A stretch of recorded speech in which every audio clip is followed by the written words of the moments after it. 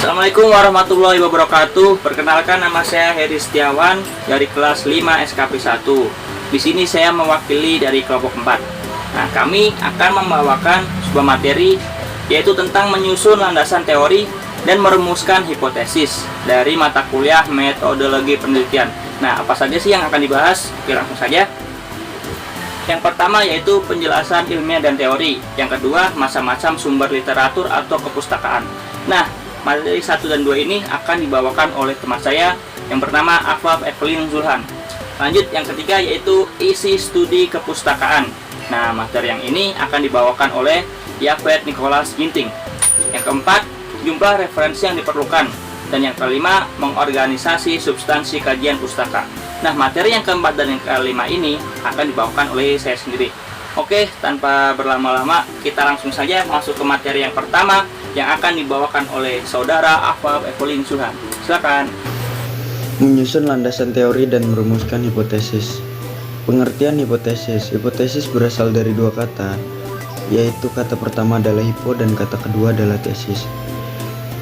Arti kata hipo berarti kurang dari, dan tesis berarti pendapat. Jadi hipotesis adalah suatu pendapat atau kesimpulan yang sifatnya masih sementara, belum benar-benar berstatus tesis atau yang disebut pendapat. Hipotesis memang baru merupakan suatu kemungkinan jawaban dari masalah yang diajukan. Setelah hipotesis dirumuskan, maka sebelum pengujian yang dilakukan sebenarnya atau yang akan dilakukan, hipotesis harus dinilai terlebih dahulu. Ada beberapa kriteria atau ciri hipotesis yang baik yang dapat diacuan oleh nilai. Kegunaan dari hipotesis. Setidaknya ada dua alasan yang mengharuskan penyusunan hipotesis. Pertama, hipotesis yang mempunyai dasar kuat menunjukkan bahwa peneliti telah membuktikan cukup pengetahuan untuk melakukan penelitian. Yang kedua, hipotesis memberikan arah pada pengumpulan data yang akan ditafsir. Hipotesis dapat menunjukkan kepada peneliti prosedur apa yang harus dilakukan dan jenis data apa yang harus dikumpulkan. Dengan demikian, dapat dicegah terbuangnya waktu sia-sia dan jerih payah. Perlu ditekankan bahwa hal ini berlaku bagi semua jenis studi penelitian, tidak hanya yang bersifat eksperimen saja.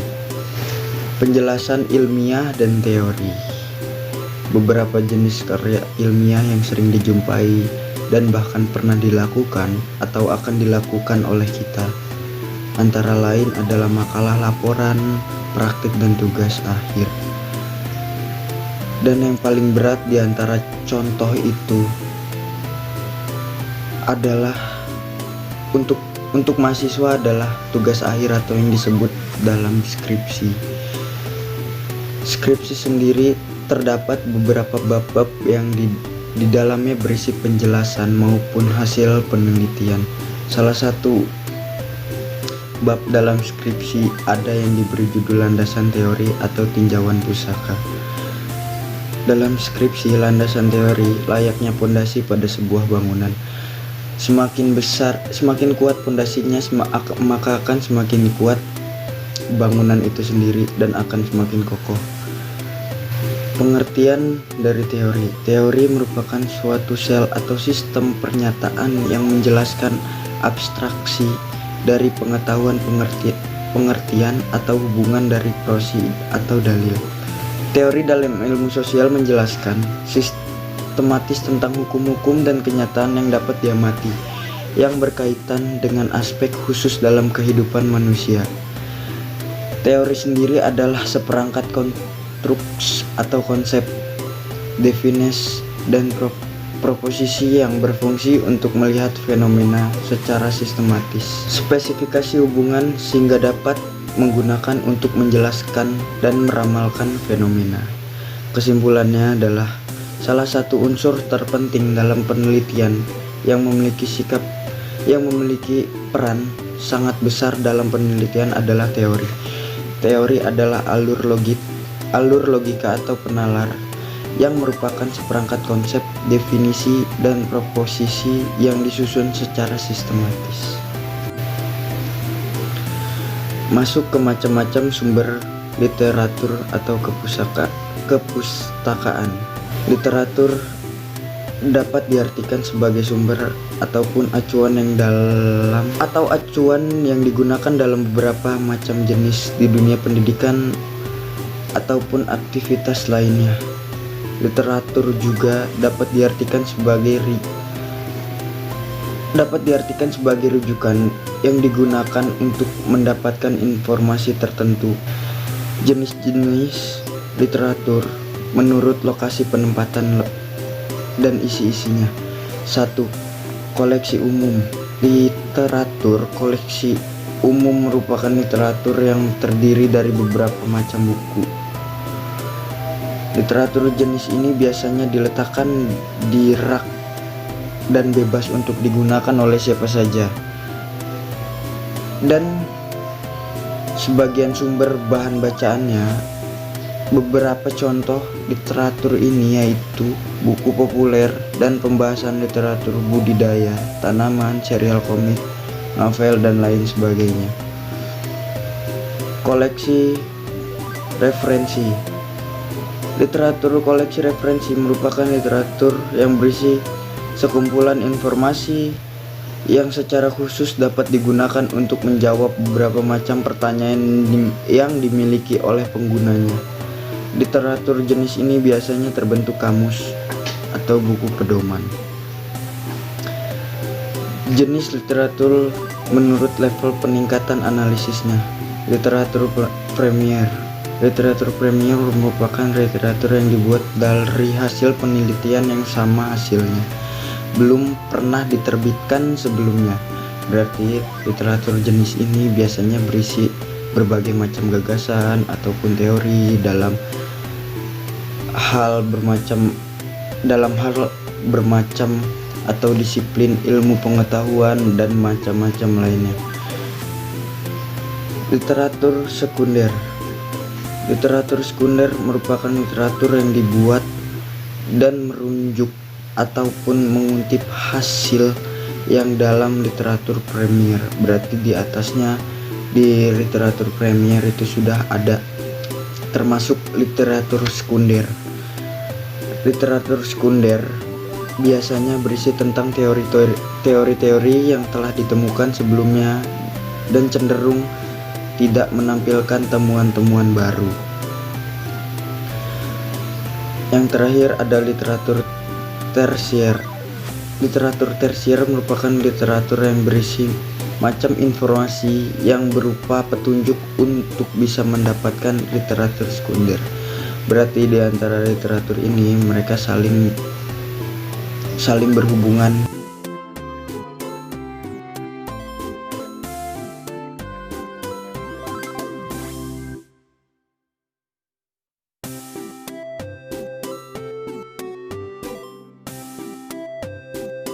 Studi kepustakaan adalah bagian untuk menghimpun informasi yang relevan dengan topik atau masalah yang menjadi objek penelitian. Informasi tersebut dapat diperoleh dari buku-buku, karya ilmiah, tesis, disertasi, internet, dan sumber-sumber lainnya. Dengan melakukan studi kepustakaan, peneliti dapat memanfaatkan semua informasi dan memberikan pemikiran yang relevan dengan penelitinya. Perangai studi kepustakaan sebelum penelitian sangat penting, sebab dengan melakukan kegiatan ini, hubungan antara masalah, penelitian yang relevan, dan teori akan menjadi lebih jelas. Selain itu, penelitian akan ditunjang baik oleh teori-teori yang sudah ada maupun oleh buku-buku nyata, yaitu hasil-hasil penelitian, kesimpulan, dan saran. Tujuan dari studi kepustakaan: menemukan suatu masalah untuk diteliti. 1. Mencari informasi yang relevan dengan masalah yang akan diteliti. 2. Mengkaji beberapa teori dasar yang relevan dengan masalah yang akan diteliti. 3. Mencari landasan teori yang merupakan pedoman bagi pendekatan pemecahan masalah dan pemikiran untuk perumusan hipotesis yang akan diuji dalam penelitian. 4. Memperdalam pengetahuan peneliti tentang masalah dan bidang yang akan diteliti. Mengkaji hasil-hasil penelitian terlebih dahulu yang ada kaitannya dengan penelitian yang akan dilakukan. 5. menelaah basis penelitian sebelumnya diarahkan pada bagian atau seluruh dari unsur-unsur penelitian, yaitu tujuan penelitian, metode, analisis, hasil utama, dan kesimpulan. Mendapat informasi tentang aspek-aspek mana dari suatu masalah yang sudah diteliti untuk menghindari agar tidak meneliti hal yang sama. Selama penelitian berlangsung, studi kepustakaan juga perlu dilakukan. Tujuannya adalah: 1. Mengumpulkan informasi-informasi yang lebih khusus tentang masalah yang sedang diteliti. 2. Memanfaatkan informasi yang ada kaitannya dengan teori-teori yang relevan dengan penelitian yang sudah dilakukan. 3. Mengumpulkan dan memanfaatkan informasi-informasi yang berkaitan dengan materi dan metodologi dan penelitian tersebut. Oke, baiklah, sekarang kita masuk ke bab yang keempat, yaitu jumlah referensi yang diperlukan. Langsung saja, referensi adalah sesuatu yang dipakai dalam pemberian informasi untuk memperkuat pernyataan dengan tegas. Atau bisa kita sebut itu sebagai rujukan. Referensi memakai faktual maupun non-faktual. Referensi faktual terdiri atas statistik, contohnya kesaksian, serta objek faktual. Referensi bisa berupa bentuk bukti, nilai-nilai, serta kredibilitas. Sumber materi referensi ialah tempat materi itu ditemukan. Selanjutnya, berapa sih kira-kira jumlah acuan dalam kajian pustaka? Tentang berapa jumlah acuan dalam kajian pustaka, tidak ada batasan tersendiri mengenai berapa jumlah buku yang harus digunakan sebagai acuan. Tetapi, ada petunjuk yang memberikan bahwa semakin banyak buku dan sumber informasi, maka semakin baik dan menguntungkan pula untuk para peneliti. Tapi, jika jumlah referensi sangat terbatas, peneliti dianjurkan mencari sumber yang berhubungan erat tentang sejarahnya atau asal-usulnya dari permasalahan yang dipecahkan. Berikutnya kita masuk ke bab yang kelima, yaitu mengorganisasi substansi kajian pustaka. Kajian pustaka itu sendiri merupakan sebuah uraian atau deskripsi tentang literatur yang relevan dengan bidang atau topik tertentu. Memberikan tinjauan mengenai apa yang telah dibahas atau dibicarakan oleh peneliti atau penulis, teori-teori dan hipotesis yang mendukung permasalahan peneliti yang diajukan atau ditanyakan, metode dan metodologi yang sesuai. Oke, cara-cara mengorganisasi substansi kajian pustaka diantaranya: yang pertama, mulai dengan materi hasil penelitian yang secara sekuensi diperhatikan dari yang paling relevan, dan cukup relevan. Cara lain dapat juga, misalnya dengan melihat tahun penelitian yang diawali dari yang paling mutakhir dan berangsur-angsur mundur ke tahun-tahun yang lebih lama. Selanjutnya, yang kedua, membaca abstrak dari setiap penelitian lebih dahulu untuk memberikan penilaian apakah permasalahan yang dibahas sesuai dengan yang hendak dipecahkan dalam penelitian.